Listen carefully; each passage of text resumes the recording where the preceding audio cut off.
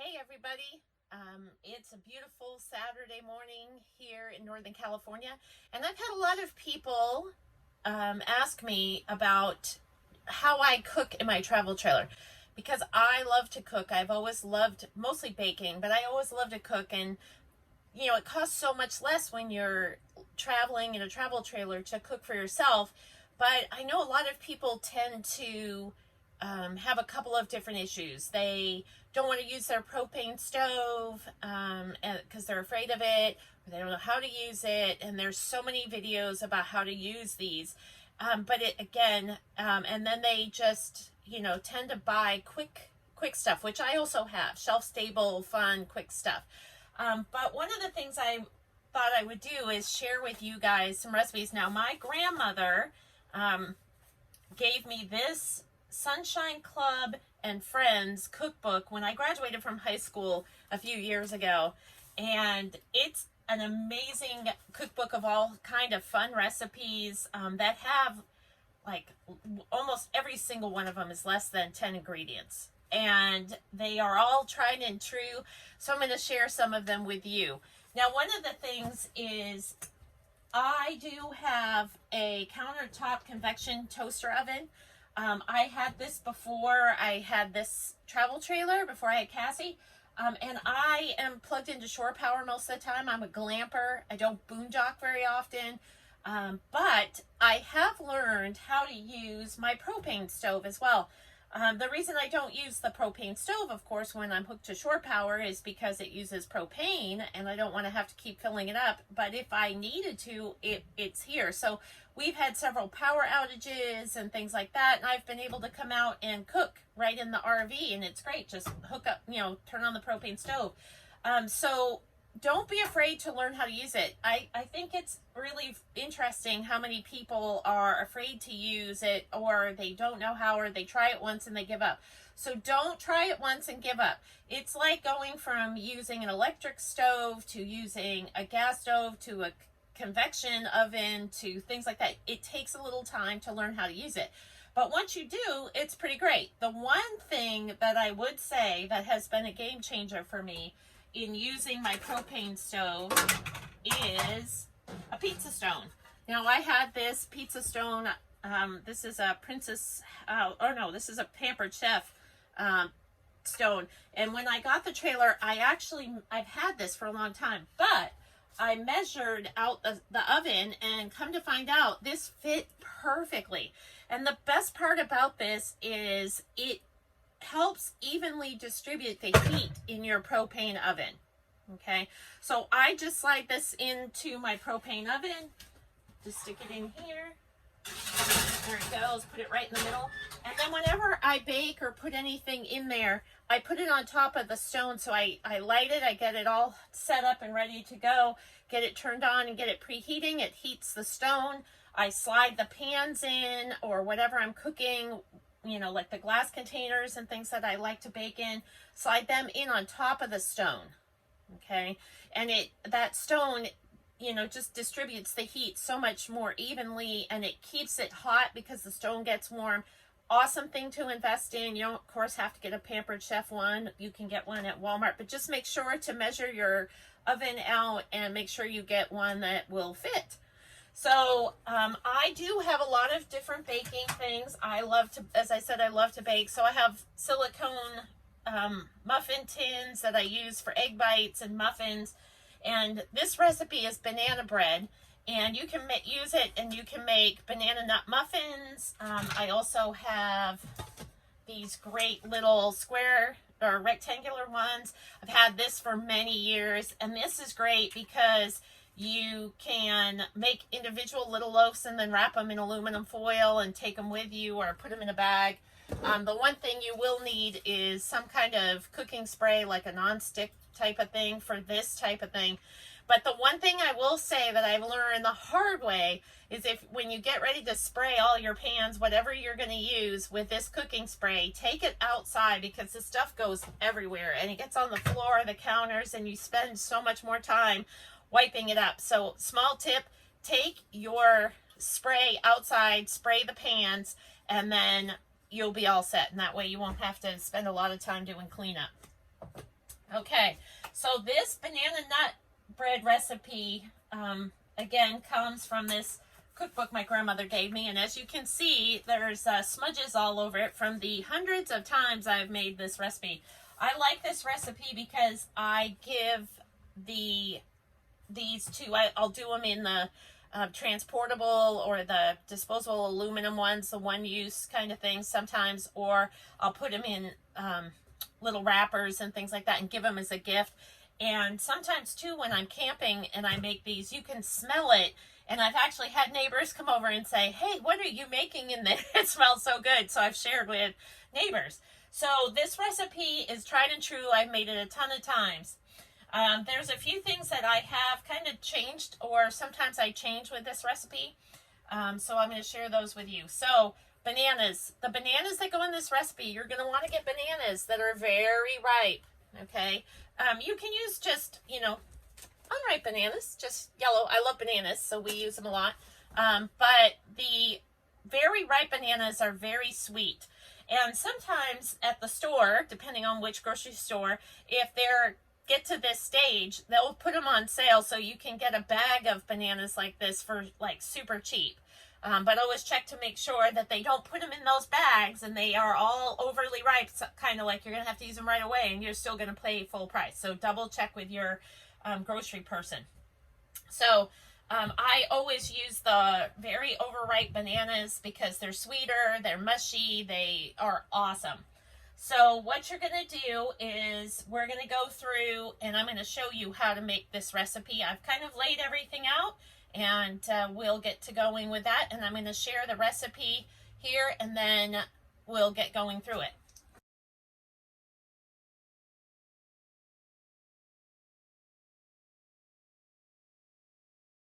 All right, everybody, so let's get making some banana bread. I think you guys will love this in your travel trailer because it's a little taste of home, and it makes it not feel like you're eating on the road food all the time. So one of the first things that this recipe calls for is 3 bananas. So, and you need to mush them up. So I just peel them, just put them in the container. And I have some Pampered Chef and Princess House, and I have some Tupperware that I use, and I love a lot of the little gadgets that they have. So when I packed the trailer, I actually went through and the house and took out all the things that I use a lot when I'm cooking and put them in the trailer. So I didn't go buy new stuff for the RV. So you're just going to take a fork and mash these up. Now they're nice and soft, so they mash pretty easy. So we're just going to mash these up. So do this real quick. And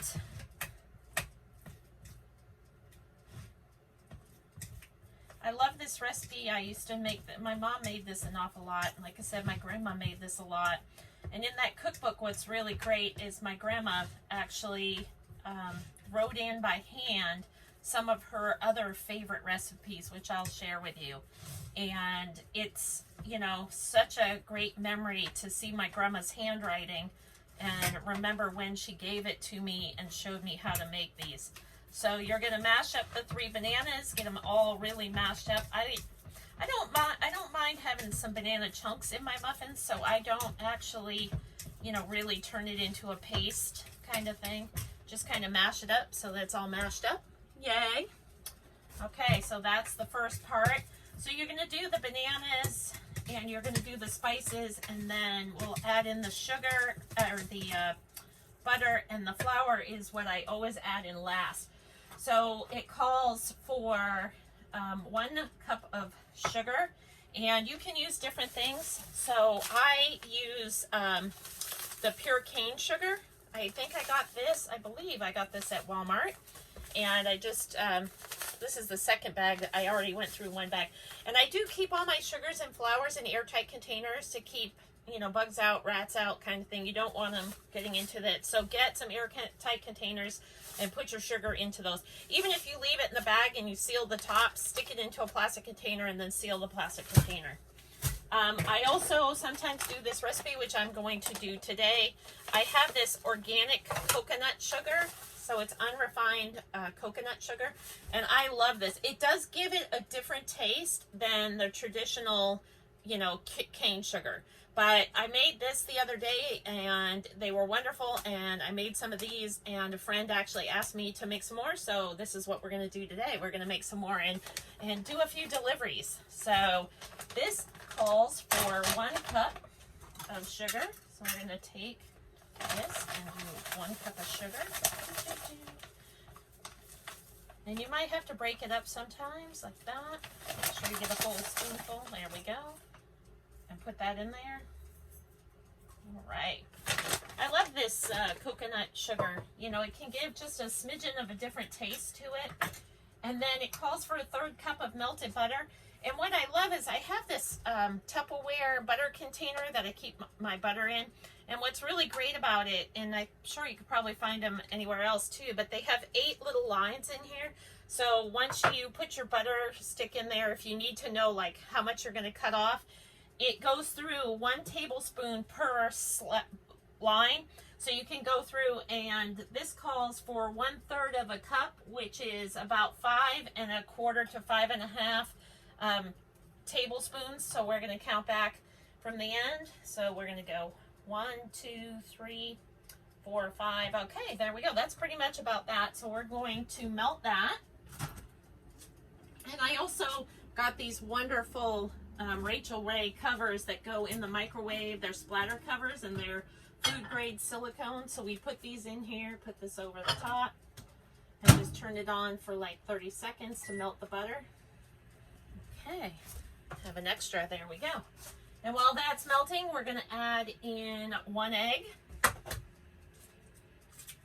forgot to grab my junk bowl that I usually put up here for the extra stuff that I use. And then it calls for 1 teaspoon of baking soda, not baking powder, make sure. Now I got this one, again, Walmart, and it's resealable, and because I do use it a lot, I have this in here. And then I can seal it back up. Now I could put this in a plastic container too. Oh, this little top is a little bit hard to get open. It's gonna be, it seals really well, you can tell. And this is 1 teaspoon. And again, I also have, I love this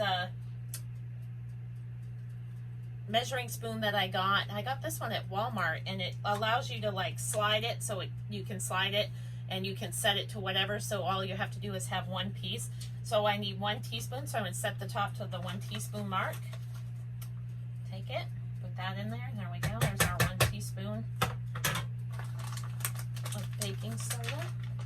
Now I do have a set of individual spoons as well, just because I like to use those sometimes too. A pinch of salt. Now I literally just do a pinch of salt. That's it. I don't even measure it. And I love pink Himalayan sea salt, so I use this. I grind it up in advance, and I get the bags. They have this great Himalayan sea salt that I love. It comes from the Dollar Tree. That's now the $1.25 tree. But I bought a whole bag of this for $1 the other, like probably a couple weeks ago. And when that is empty, the grinder is empty, I just take the top off and refill it with this. And this stuff is awesome for $1, now $1.25. And then it calls for vanilla. And again, it doesn't, the recipe doesn't have a specific amount, but I use a 1/2 teaspoon. So we'll put that in there. Give it just a little vanilla flavor. You don't need a lot. If you like vanilla flavor, you can add more. There's an awful lot of sugar in there. Whoops, forgot that this is in here. Oh, it's definitely melted now. All right. Sometimes that happens when you get doing videos. You forget that you have stuff in the microwave. So I'm going to take this out. And I'm going to pour the melted butter right in there. There we go. All right.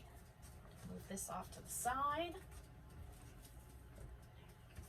All right, so now we've got our melted butter, we've got our vanilla, our salt, and then I just mix all of this together. So if you guys have a suggestion or anything, something that you'd like to share, go ahead and share it down in the comments. Have a great recipe. I'd love to try it and make it and try it. If you have one that's great, RV friendly if you wish. Now this calls for a half a cup of chopped nuts. I use chopped walnuts, and it's a half a cup. So where's my half cup? There we go. Now you can grind these up finer if you like, so that you can, you know, get a little bit more spread out. But I like the more crunchy chopped nuts. They're bigger ones, so when you bite into them, you can really taste them. And then it's 1.5 cups of flour, and again, I use flour that I keep in a sealed container, so no bugs, no moisture, that kind of thing. So 1 cup of flour. So since I'm using a half cup measure, 1.5 cups, right? You'd think I'd know this recipe by heart by now, but I don't. But gosh, you know, the other thing about this countertop convection oven is it actually puts out some pretty good heat. So it was kind of chilly this morning, but now that that's going, it's pretty awesome. Now it's a little hard in the travel trailer, you know, sometimes to cook in it. So it takes a little bit of getting used to. So when it's warmer outside, sometimes I just take all this outside and I do it out on the picnic table and stuff like that, and then just bring it in to cook. And when it's really hot, I've actually found that I think it, you know, I think on something it said don't take this outside, but I do it anyways. I actually take the countertop oven outside, put it on my table next to the RV, plug it in, and then cook outside so it doesn't heat up inside the trailer as much. And it's worked pretty good. So, okay, so now everything's all mixed together. It's gonna look kind of like a little bit more runny than what you think. It's not like a dough, like a cookie dough or anything. But oh gosh, it already smells so good. So then all you have to do, now again, I use glass. I love a glass. And when I put these away, I have the blue shelf liner that I actually wrap around these to protect them so they don't bang against each other, and I store them underneath the couch in the clear plastic containers in the storage I created under there. But again, I went outside and I sprayed this with the non-stick spray. So we're gonna put this in and just scrape this into the baking dish. And I like glass. I love using glass to bake in and stuff. And the thing is with these too is these are Princess, I believe, yeah, these are Princess House, I believe. And they have a lid and a sealed lid. So when I'm all done baking, and if I cut out a couple of pieces, I like to be able to just put the lid back on it and protect it again, you know, keep it all set. And that way nothing gets in it, no bugs. I can put it outside on the table until we're ready to eat, things like that. And there we go. All right, so now we've got all of the muffin bread in there. So now what I'm going to do is, the recipe, as you guys saw, says to bake it at 350 in the oven for an hour. Now the one thing I will say is, depending on how hot your oven is, if you use your propane oven or your convection oven, times vary. Okay, of course, just like anything, you have to figure out what timing it is. So I actually keep a thing of toothpicks, and so what you're going to do is, when I usually go like about 25-30 minutes, just double check it, look and see if it kind of looks like it's starting to be done. And when you use glass or metal, it also changes things. So I just pull out a toothpick, stick it in. If it comes out clean, we know it's ready to go. So we're going to do that and be back in a little bit, and I'll show you the finished product. Okay. Okay, so the banana nut bread is all done, and it took about 35 to 40 minutes, and it looks wonderful, smells amazing. And we're going to let it sit here and cool just a little bit before we cut into it. And I found these at Walmart. I thought they were pretty awesome. It's to set out for a hot plate. So you just fold them open like that, and then you can set stuff on top of them, which is great. And then when they're done, they just fold all up into look like a little octopus kind of thing. And then I just stick it in the drawer and good to go. So these are an awesome addition. So this is banana nut bread from the Sunshine Club and Friends recipe. And one of the things I forgot to say in the beginning was also, you can also add ground cinnamon to taste. I sometimes put in like a teaspoon or so of ground cinnamon, and just to add a little extra kick to it. You could also do cloves or nutmeg, whatever you like in holiday kind of bread. So that's it. I hope you guys try it out and let me know what you think of the recipe when you do it. Feel free to come back and make a comment. Okay, guys, bye.